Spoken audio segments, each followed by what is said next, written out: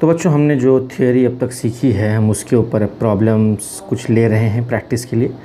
देखेंगे ये फॉर्मूला कैसे यूज़ करते हैं। तो ये पहला सवाल है, आप चाहें तो पॉज करके क्वेश्चन पढ़ सकते हैं और ख़ुद भी ट्राई कर सकते हैं, देखिए आपसे सॉल्व हो रहा है या नहीं। तो सवाल क्या कह रहा है? सवाल कह रहा है density of water at 20 degree Celsius is 998 kg per metre cube, है ना। यानी इनिशियली जो वाटर की डेंसिटी है वो है 998 kg पर मीटर क्यूब। ये कितने टेम्परेचर पे है? 20 डिग्री सेल्सियस पे, यानी कि जो इनिशियली जो टेम्परेचर है वो है 20 डिग्री सेल्सियस। आगे उसने कहा है कि at 40 degree Celsius it is 992 kg per metre cube, यानी कि बाद में जो उसकी डेंसिटी है वो हो जाती है 992 kg पर मीटर क्यूब। और ये किस टेम्परेचर पे है? ये है हमारा 40 डिग्री सेल्सियस पे, ठीक है। आगे उसने बोला है कि the coefficient of volume expansion of the water is, यानी वाटर का कोएफिशिएंट ऑफ वॉल्यूम एक्सपांशन हमें निकालना है, यानी बेसिकली हमें गामा निकालना है, ठीक है। तो अब यहाँ पे देखिए डेंसिटी दी है, टेम्परेचर दिया है, गामा दिया है, तो हम डेंसिटी वाला फार्मूला लगा सकते हैं डियर स्टूडेंट्स। आइए मैं आपको ले चलता हूँ पीछे और हम देखते हैं डेंसिटी के। देखिए हमने दो फार्मूला देखा था। देखिए जब हमने टॉपिक पढ़ा था effect of temperature on density, तो इसमें जो फाइनल फार्मूला थे दो रूप थे उसके, एक तो सीधा साधा रूप था और एक मॉडिफाइड रूप था। तो हम जो सीधा साधा रूप है वो देख रहे हैं, हमें गामा निकालना है बेसिकली। तो ये देखिए ये फाइनल डेंसिटी है, ये इनिशियल डेंसिटी है और ये चेंज इन टेम्परेचर है। तो ये सब कुछ हमको दिया हुआ है और हमको वहाँ से निकालना क्या है? गामा निकालना है। तो हम जो है इक्वेशन ए जो यहाँ लिखा है वो हम यहाँ पे यूज़ करने वाले हैं, ठीक है। तो मैं लिखता हूँ उस इक्वेशन को। इक्वेशन कहता है ρ2 is equal to ρ1 upon 1 plus gamma delta T. This is the equation. अब इस इक्वेशन में मैं वैल्यूज़ पुट करूँगा, तो आइए देखते हैं क्या होगा।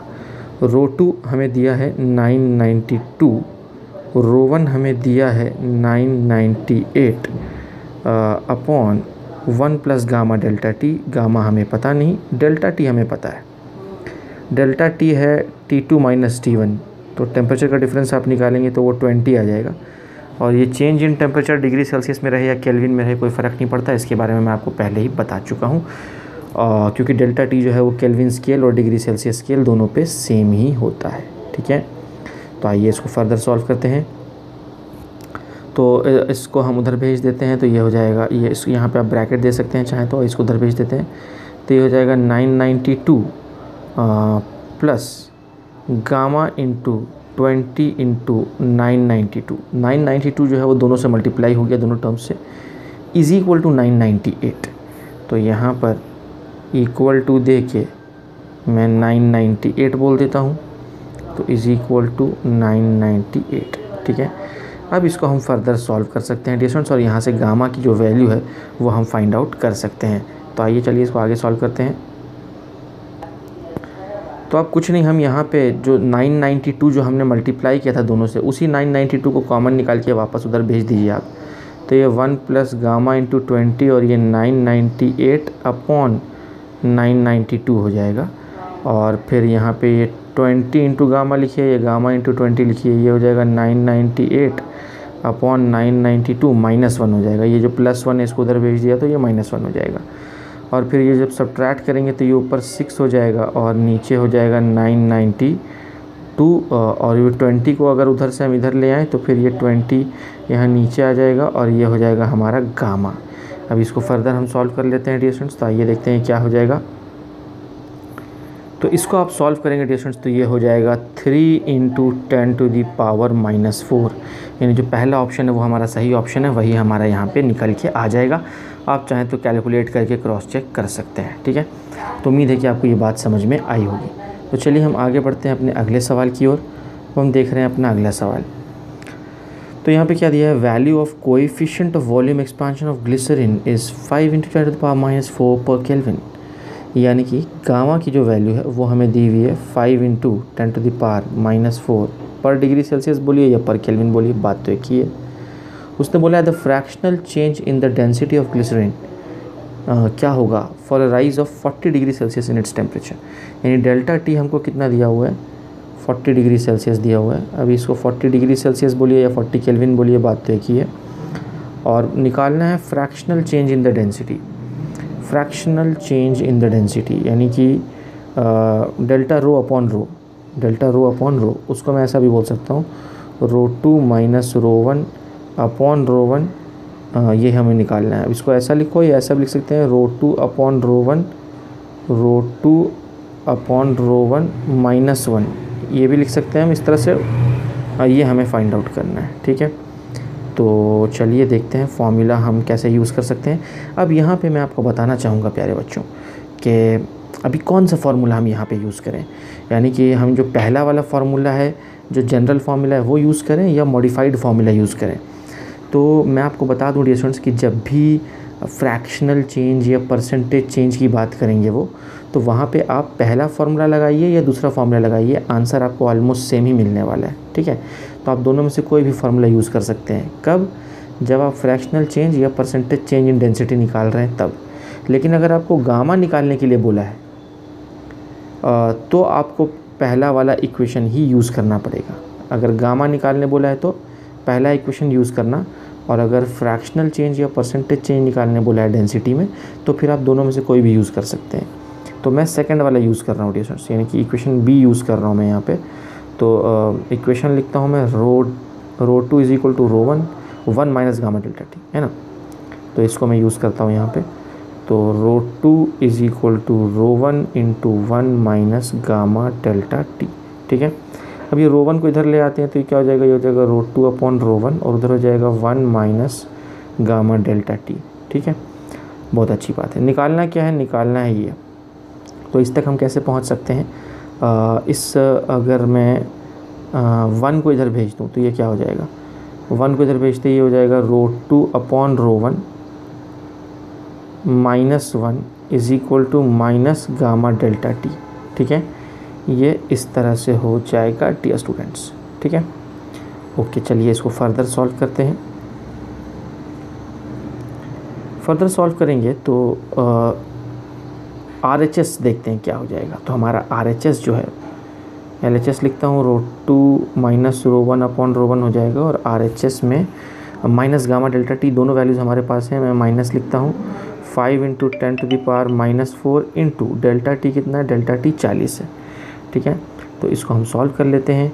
तो ये हो जाएगा 5 4 ज़ा 20, तो ये हो जाएगा 200 into 10 to the power minus 4, और यहाँ पे एक माइनस लगा लीजिए आप। मतलब ये माइनस साइन क्या बता रहा है कि there is a change in density, density decreases हो जाएगी। जाहिर सी बात है, टेम्परेचर बढ़ रहा है तो डेंसिटी घट जानी चाहिए। तो ये माइनस साइन जो है ना, ये माइनस साइन वही इंडिकेट कर रहा है कि डेंसिटी घट जाएगी, ठीक है। तो चलिए अब इसको फर्दर सॉल्व कर लेते हैं। तो ये माइनस 0.020 ऐसा हो जाएगा। यही है हमारा final answer. Options cross check कर लेते हैं। तो चौथा ऑप्शन है, यही हमारा सही जवाब है। देखा डियर स्टूडेंट्स आपने किस तरह से, ये माइनस साइन बस बता रहा है कि वो डिक्रीज़ हो रहा है। सिर्फ मैग्नीट्यूड की बात करेंगे तो वो 0.020 हो जाएगा। तो ये मैंने कौन सा फार्मूला यूज़ किया, मैंने ये वाला फार्मूला यूज़ किया, मॉडिफाइड फार्मूला। अगर आप जनरल फार्मूला यूज़ करेंगे, पहला वाला इक्वेशन ए, तो भी आपको आंसर यही मिलेगा। मतलब उस केस में आपको आंसर मिलेगा 0.019 ये मिलेगा। तो इसको आप राउंड ऑफ करके 0.20 ही लिख सकते हैं, ठीक है। तो ऑलमोस्ट आपको जो है ना सेम ही आंसर मिल जाएगा, चाहे आप पहला वाला इक्वेशन यूज़ करें या दूसरा वाला। लेकिन ये कब की बात है, जब यहाँ पे आपको फ्रैक्शनल चेंज इन डेंसिटी निकालना हो या परसेंटेज चेंज इन डेंसिटी निकालना हो तो, ठीक है। तो उम्मीद है कि ये बात आपको समझ में आ गई होगी। तो चलिए आगे बढ़ते हैं। अब हम आगे आ रहे हैं अपने अगले सवाल पे। यहाँ पे क्या बोला है, coefficient of linear expansion of brass and steel rods are alpha 1 and alpha 2। यानी ब्रास के लिए अल्फ़ा 1 है, यानी कि ब्रास का जो अल्फ़ा है वो अल्फ़ा 1 बोला गया है उसको, और स्टील का जो अल्फ़ा है उसको अल्फ़ा 2 बोला गया है। आगे उसने क्या बोला है, lengths of brass and steel rods are L1 and L2 respectively. यानी कि जो इनिशियल लेंथ्स है ब्रास और स्टील रॉड्स की, यानी ब्रास का जो इनिशियल लेंथ है उसको L1 बोला है, और स्टील का जो इनिशियल लेंथ है उसको L2 बोला है। आगे क्या बोला है उसने, if L2 minus L1 is maintain same at all temperatures. यानी कि जो डिफरेंस है दोनों की लंबाई का वो सेम है।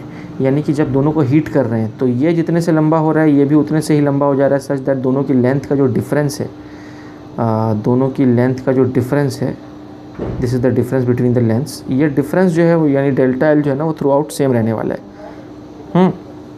ऐसा मेंटेन किया है उसने। तो maintain same at all temperatures, which one of the following relations holds good. तो बताइए इन चारों में से कौन सा ऑप्शन सही होगा। ठीक है, तो देखिए जो ब्रास की जो फाइनल लेंथ है, ब्रास की फाइनल, देखिए इसको दोनों को डेल्टा टी से मैंने ना टेम्परेचर इंक्रीज़ किया दोनों का। तो जो फाइनल लेंथ है ब्रास की वो मैं क्या लिखूँगा, initial length into 1 plus alpha delta T, यही होता है ना, अल्फ़ा डेल्टा टी। ठीक है, हाँ ये चीज़ है। और जो फाइनल लेंथ है हमारी स्टील रॉड की, उसको मैं क्या लिखूँगा, उसको मैं लिखूँगा L2 into 1 plus alpha 2 delta T. ठीक है, इस तरह से मैं लिख सकता हूँ। और अब जो है मैं दोनों का डिफरेंस निकाल लेता हूँ। इसको इक्वेशन नंबर 1 बोल देते हैं, इसको इक्वेशन नंबर 2 बोल देते हैं, और मैं कर देता हूँ 2 माइनस 1। ठीक है, 2 माइनस 1 करता हूँ मैं डियर स्टूडेंट्स। तो 2 माइनस 1 करने से क्या होगा ये देखते हैं। तो 2 माइनस 1 करने से ये हो जाएगा L2 dash minus L1 dash is equal to, इधर क्या होगा, अगर मैं इस L1 को दोनों के पास भेज दूँ तो L1 प्लस, और इस L2 को भी अगर मैं इन दोनों के पास भेज दूँ तो पहले L2 लिखूँगा, L2 plus L2 alpha 2 delta T, यानी ये हो जाएगा L2 plus L2 alpha 2 delta T minus L1 plus L1 alpha 1 delta T, ऐसा लिख सकता हूँ। दोनों का डिफरेंस निकाल रहे हैं हम। तो अब यहाँ पे ब्रैकेट जब ओपन करेंगे तो ये माइनस साइन अंदर चला जाएगा सबके पास, और वो मैं रीअरेंज करके लिख रहा हूँ, ये हो जाएगा L2 माइनस L1। ये चलिए आपके लिए मैं और एक स्टेप एक्स्ट्रा लिख देता हूँ। तो ये L2 plus L2 alpha 2 delta T है ना। अब जब ये अंदर जाएगा तो यहाँ दो टर्म्स हैं, एक टर्म ये है, एक टर्म ये है, दो टर्म्स हैं। तो ये हो जाएगा minus L1 minus L1 alpha 1 delta T. ठीक है, अब मैं क्या कर रहा हूँ, ये L2 और ये L1 को सब्ट्रैक्ट करके लिख रहा हूँ। ये हो जाएगा L2 माइनस L1। ठीक है, और प्लस क्या हो जाएगा, plus L2 alpha 2 delta T है ना, minus L1 alpha 1 delta T. ठीक है, और इधर मैं क्या लिख रहा हूँ, L2 dash minus L1 dash. क्या मैं इस तरह से लिख सकता हूँ डियर स्टूडेंट्स, है ना। और हमें पता है कि जो L2 dash minus L1 dash है that is equal to L2 minus L1। ये दोनों इक्वल हैं क्योंकि उनका जो लेंथ की जो डिफरेंस है, the difference of length is going to remain same at all temperatures. यानी इनिशियली जो भी टेम्परेचर था उनके बीच का लेंथ का जो डिफरेंस था वो इतना था, और बाद में उनके लेंथ का डिफरेंस जो है वो इतना है। तो ये डेल्टा एल जो है it is going to remain constant question के हिसाब से। तो अगर ये दोनों वैल्यूज़ सेम है, और तो इस पूरे टर्म को अगर मैं इस पूरे टर्म को उधर भेज दूँ तो दोनों सब्ट्रैक्ट हो जाएंगे और ज़ीरो हो जाएगा वो। यानी कि इसको मैं डेल्टा एल डैश बोल देता हूँ, है ना, डेल्टा एल डैश, और इस पूरे को मैं डेल्टा एल बोल देता हूँ। तो ये उधर जाके माइनस डेल्टा एल हो जाएगा is equal to L2 alpha 2 delta 2 minus L1 alpha 1 delta T. ठीक है, अब ये दोनों का मैग्नीट्यूड सेम है तो दोनों का डिफरेंस ज़ीरो हो जाएगा, और ये माइनस वाले टर्म को मैं उधर भेज दूंगा तो ये L1 अल्फ़ा 1 डेल्टा टी हो जाएगा। So what will happen over here, so ultimately see this entire term will become what, zero, and ये नेगेटिव वाले टर्म को अगर मैं उधर भेज दूँ तो ये क्या हो जाएगा वो मैं आपको अगले पेज पर लिख के दिखाता हूँ। तो हो जाएगा L1 alpha 1 delta T is equal to L2 alpha 2 delta T, ये हो जाएगा, और यहाँ डेल्टा टी कैंसिल हो जाएगा तो ये हो जाएगा L1 alpha 1 is equal to L2 alpha 2। ठीक है, ये हो जाएगा। तो आइए देखते हैं ऑप्शन कौन सा मैच कर रहा है, L1 alpha 1 L2 alpha 2, L1 alpha 1 L2 alpha 2, यानी कि सेकंड ऑप्शन हमारा सही जवाब है। ये देखिए डिस्टेंस नीट में 2 बार ये सवाल आ चुका है ना, सेम सवाल रिपीट हो गया है। तो स्वीट सवाल है, अच्छा सवाल है, इसको भी आप ध्यान में रख सकते हैं।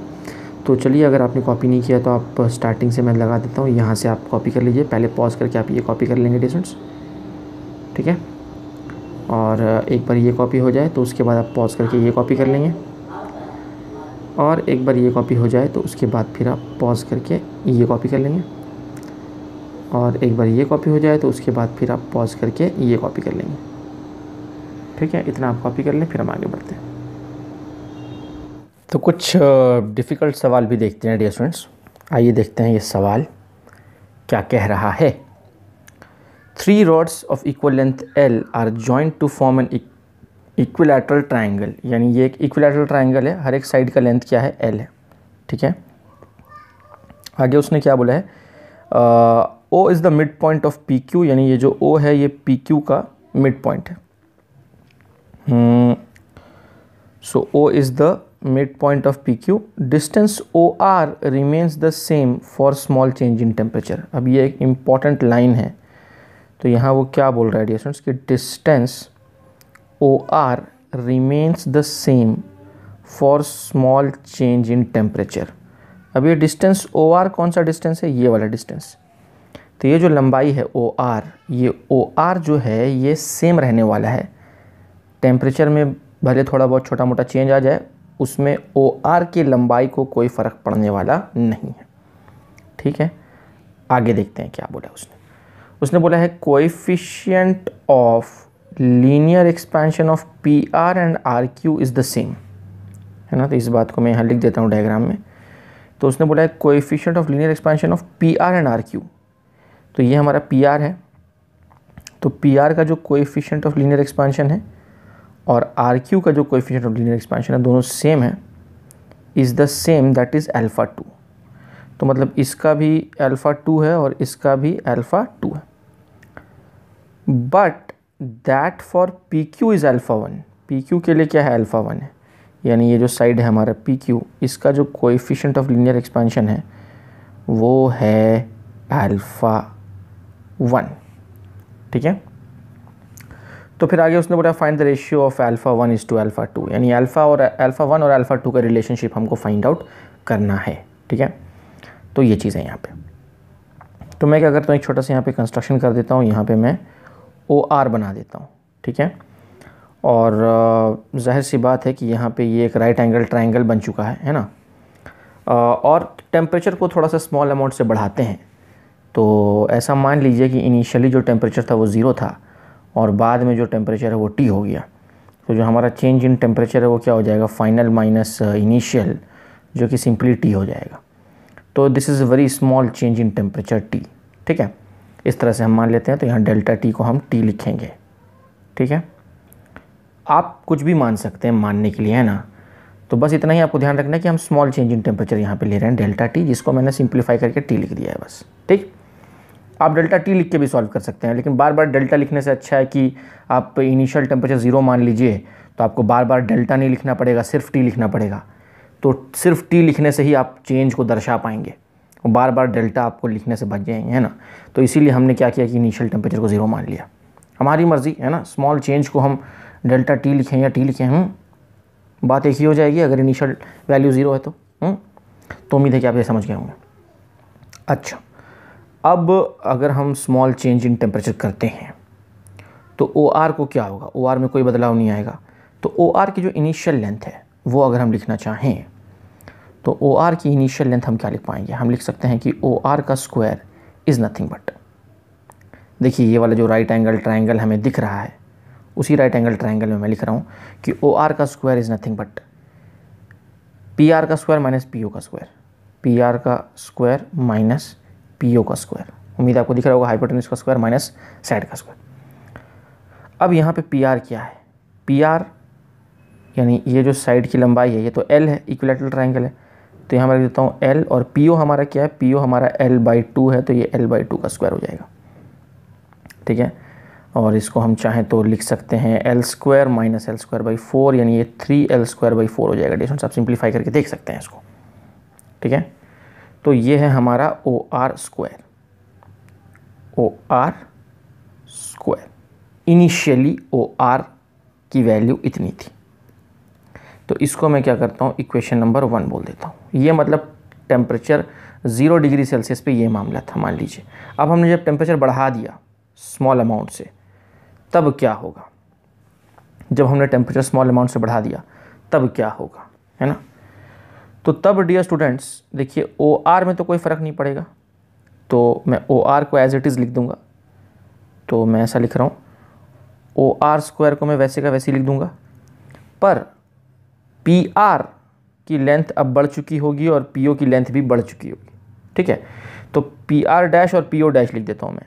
तो पी आर डैश का square minus P O dash का स्क्वायर, ये फाइनल लेंथ्स हैं पी आर की और पी ओ की। ठीक है, तो उम्मीद है कि ये बात आपको समझ में आ रही होगी। तो इसमें कोई बदलाव नहीं आया, इसलिए यहाँ पे मैंने कोई डैश वैश नहीं लिखा है ना। ओके जी, अब हमें पता है कि जो फाइनल लेंथ होता है वो क्या होता है, मतलब हमें पता है, फॉर्मूला मैं यहाँ लिखता हूँ, L2 is equal to L1 into 1 plus alpha delta T या डेल्टा थीटा, जो आपको लिखना है लिख सकते हैं, है ना। तो ये फार्मूला होता है हमारा। तो ये फाइनल लेंथ पी आर का क्या होगा, इनिशियल लेंथ, पी आर का इनिशियल लेंथ क्या है, L है ना। तो L into 1 plus P R का अल्फ़ा कितना है, पी आर का अल्फ़ा 2 है। ठीक है, तो 1 प्लस अल्फ़ा डेल्टा टी, तो डेल्टा टी को तो हमने टी माना हुआ है। ये है P R dash, final length of P are, इसका होल स्क्वायर करना पड़ेगा क्योंकि यहाँ पे होल स्क्वायर है। ठीक, माइनस क्या करना है हमें, माइनस हमें करना है पी ओ डैश का स्क्वायर। तो पी ओ डैश हमारा क्या हो जाएगा, तो final length of P O is initial length of P O, initial length of P O क्या है, वो L/2 है, into 1 plus alpha 1 into T, इस पूरे का स्क्वायर। उम्मीद आप बात समझ रहे होंगे। पी ओ के लिए तो पी ओ तो L/2 है ना इसकी इनिशियल लंबाई, और इसका अल्फ़ा क्या है, अल्फ़ा 1 है। चेंज इन टेम्परेचर तो सबके लिए सेम है। बस अब हम क्या करेंगे, इसको फर्दर सॉल्व करेंगे। तो इसको जब हम सॉल्व करेंगे तो ये क्या हो जाएगा, ये L का तो स्क्वायर हो जाएगा और ये 1 प्लस अल्फ़ा 2 टी का स्क्वायर हो जाएगा, माइनस ये हो जाएगा L²/4 और ये हो जाएगा 1 प्लस अल्फ़ा 1 टी का स्क्वायर। ठीक है, इस तरह से हो जाएगा। अब हम इसको स्प्लिट कर सकते हैं a plus B whole square में, तो इसको ऐसे ही लिखो और इसको कर दो a² plus B square plus 2ab, 2 into 1 into alpha 2 into T. ठीक है, माइनस L²/4, ये भी a² plus B square plus 2 alpha 1 into T. ठीक है, ये हमने एक्सपांड कर दिया इसको। और अब हम क्या कर सकते हैं प्यारे बच्चों, अब हम ये कर सकते हैं कि ये यहाँ पे जो हमारा L² है इसको हम अंदर भेज सकते हैं। लेकिन उसके पहले मैं एक काम करता हूँ, मैं यहाँ पे डियर स्टूडेंट्स इसको 0 बोल रहा हूँ और इसको 0 बोल रहा हूँ, इन दोनों को हम नेगलेक्ट कर देते हैं। इनको क्यों हम 0 बोल रहे हैं, क्योंकि देखो हमारा चेंज इन टेम्परेचर तो बहुत छोटा है ना, और बहुत छोटे नंबर का स्क्वायर करेंगे तो वो और छोटा हो जाएगा। तो इसीलिए, और अल्फ़ा भी अपने आप में छोटा ही होता है, तो भाई छोटे छोटे नंबर्स का जो स्क्वायर वाला टर्म है उसको हम नेगलेक्ट कर देते हैं और वो 0 मान लेते हैं। तो ये दोनों टर्म तो गए यहाँ से। अब हम क्या करते हैं, ये L² को अंदर भेजते हैं, तो यहाँ 2 टर्म्स बचते हैं, इन दोनों में डिस्ट्रीब्यूट हो जाएगा। और सिमिलरली यहाँ L²/4 जो है ये इन दोनों टर्म्स में डिस्ट्रीब्यूट हो जाएगा। तो डिस्ट्रीब्यूट होने के बाद ये क्या बचेगा, मैं यहाँ लिखता हूँ। तो ये बचेगा dear students L² plus L² into 2 alpha 2 T minus L²/4 minus L²/4 into 2 alpha 1 into T, ऐसा हम लिख सकते हैं डियर स्टूडेंट्स। बहुत अच्छी बात है। और देखिए ये OR² जो LHS में हमारा है, इसकी हम क्या वैल्यू पुट कर सकते हैं। इक्वेशन नंबर 1 अगर हम यूज़ करें तो OR² हमारा क्या था, 3L²/4, वो हम यहाँ पुट कर सकते हैं 3L²/4, क्योंकि OR की वैल्यू में कोई बदलाव नहीं आने वाला। ठीक है, तो अब देखिए ये वाला L² माइनस L²/4, 3L²/4 हो जाएगा, तो उसको उधर भेजेंगे तो फिर ये और ये क्या हो जाएगा, कैंसिल आउट, 0 हो जाएगा वो सब्ट्रैक्ट होके। तो इन दोनों को उधर भेजेंगे तो उसके साथ जाके सब्ट्रैक्ट होकर उसको 0 बना देगा। बहुत अच्छी बात है। और ये जो नेगेटिव टर्म है इसको हम LHS में भेज देते हैं। तो आइए देखते हैं हमारा क्या बन जाएगा। तो वो बन जाएगा हमारा L²/4, ये नेगेटिव टर्म को उधर भेज रहे हैं, 2 alpha 1 into T, 2 alpha 1 into T is equal to, ये पॉजिटिव वाला टर्म तो इधर ही होगा ये वाला, तो ये क्या होगा L² 2 alpha 2 T, L² 2 alpha 2 into T. ठीक है, बहुत अच्छी बात है। और निकालना क्या है, अल्फ़ा 1 और अल्फ़ा 2 का रिलेशनशिप निकालना है। तो बस ये एल स्क्वायर काट देते हैं, और कौन कटेगा डियर स्टूडेंट्स, ध्यान से देखिए आप। तो यहाँ पे 2 और 2 कैंसिल आउट हो जाएगा, t और t कैंसिल आउट हो जाएगा। तो alpha 1/4 is equal to alpha 2 हो जाएगा। तो या तो तुम यहाँ से बोल दो alpha 1 is equal to 4 times alpha 2, या अगर अल्फ़ा 1 अल्फ़ा 2 का रेशियो पूछा है तो अल्फ़ा 1/अल्फ़ा 2 क्या हो जाएगा, 4 हो जाएगा। That's it dear students, this is our final answer. तो मुझे उम्मीद है कि ये पूरी की पूरी बात आप समझ गए होंगे। कैलकुलेशंस की भी मुझे उम्मीद है आपको सारी स्टेप्स समझ में आई होंगी।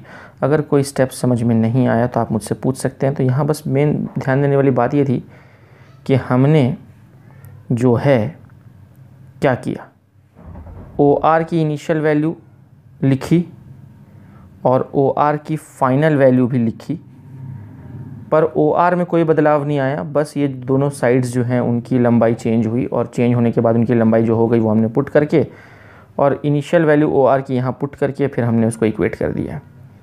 ठीक है, यानी इक्वेशन 1 का यहाँ इस्तेमाल कर लिया और यहाँ से हमने जो निकालना था वो निकाल लिया, बाकी सारी चीज़ें कैंसिल आउट हो गई। तो उम्मीद है कि ये पूरी बात आपको समझ में आई होगी। मैं चाहूँगा डिस्टेंस की पॉज करके पहले आप ये कॉपी कर लें, फिर एक बार ये कॉपी हो जाए तो उसके बाद आप पॉज करके ये कॉपी कर लें, और एक बार ये कॉपी हो जाए तो उसके बाद आप पॉज करके ये कॉपी कर लें। उसके बाद हम बढ़ते हैं अपने अगले सवाल की ओर। तो डियर स्टूडेंट्स, ये रहा हमारा अगला सवाल। आप चाहें तो वीडियो को पॉज करके सवाल पढ़िए और ट्राई कीजिए, देखिए आपसे ये सॉल्व होता है कि नहीं। यहाँ चारों ऑप्शंस भी दिए हुए हैं आपको, देखिए ये आपसे सॉल्व होता है कि नहीं, फिर मैं आपको बताता हूँ। तो चलिए सवाल पढ़ते हैं बच्चों। सवाल कह रहा है कि in a vertical U tube containing a liquid the 2 arms are maintain at different temperatures T1 and T2।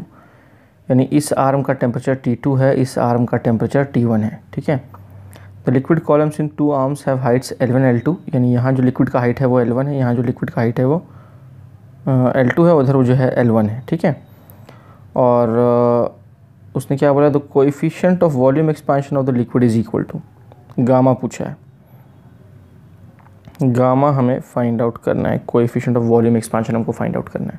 ठीक है, तो ये ऐसा होने से पहले इसकी इनिशियल कंडीशन क्या थी, यानी कभी ना कभी ये जो यूट्यूब है ये कुछ इस तरह से हुआ होगा, कभी ना कभी डियर स्टूडेंट्स उसके दोनों आर्म्स में लिक्विड का लेवल इनिशियली सेम होगा। ठीक है, मान लीजिए यहाँ पे इनिशियली टेम्परेचर 0 डिग्री सेल्सियस था और 0 डिग्री सेल्सियस पे दोनों आर्म्स में जो लंबाई है लिक्विड की, यहाँ भी मान लीजिए L है और इधर भी मान लीजिए क्या है, L है। इक्विलिब्रियम पे तो यही होता है, सेम लिक्विड है अगर थ्रू आउट तो ये लेंथ दोनों तरफ सेम होगा। तो इनिशियली मामला ऐसा था, मान लीजिए 0 डिग्री सेल्सियस पे। फिर बाद में हमने क्या किया, बाद में हमने ये किया कि इस वाले आर्म को हीट किया और इसका टेम्परेचर कहाँ तक लेके चले गए, T1 तक।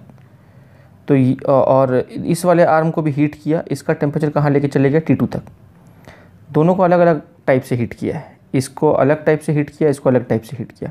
तो जाहिर सी बात है कि इसका एक्सपांशन थोड़ा ज़्यादा हो जाएगा अगर इसको ज़्यादा हीट किया है तो, और इसका एक्सपांशन कम होगा अगर इसको कम टेम्परेचर तक ले गए हैं तो। यानी डेल्टा T पर डिपेंड करता है कि एक्सपांशन कितना होगा। तो क्योंकि दोनों को अलग अलग अमाउंट ऑफ टेम्परेचर दोनों का बढ़ाया है, इसीलिए दोनों में एक्सपांशन भी अलग अलग हुआ है। एक आर्म में एक्सपांशन ज़्यादा हो गया और एक आर्म में एक्सपांशन कम हुआ, क्योंकि टेम्परेचर्स आर डिफरेंट। ठीक है, इनिशियल टेम्परेचर दोनों का सेम था, मतलब यहाँ भी मान लो 0 डिग्री सेल्सियस था, यहाँ भी 0 था। फाइनल टेम्परेचर्स लेकिन डिफरेंट हैं, जिसकी वजह से एक्सपांशन डिफरेंट है, जिसकी वजह से जो फाइनल लेंथ्स हैं they are different. So initial lengths are same but the final lengths are different because the final temperatures are different. ठीक है, तो अब गामा कैसे निकलेगा यहाँ पे। तो हमें तो पता है कि एक तो फार्मूला हमें ये पता है, V2 is equal to V1 into 1 plus gamma delta T। ठीक है, ये हमें पता है।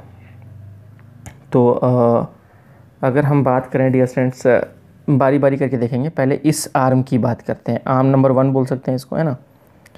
तो उसके लिए क्या होगा, उसके लिए जो हमारा फाइनल वॉल्यूम है वो क्या होगा।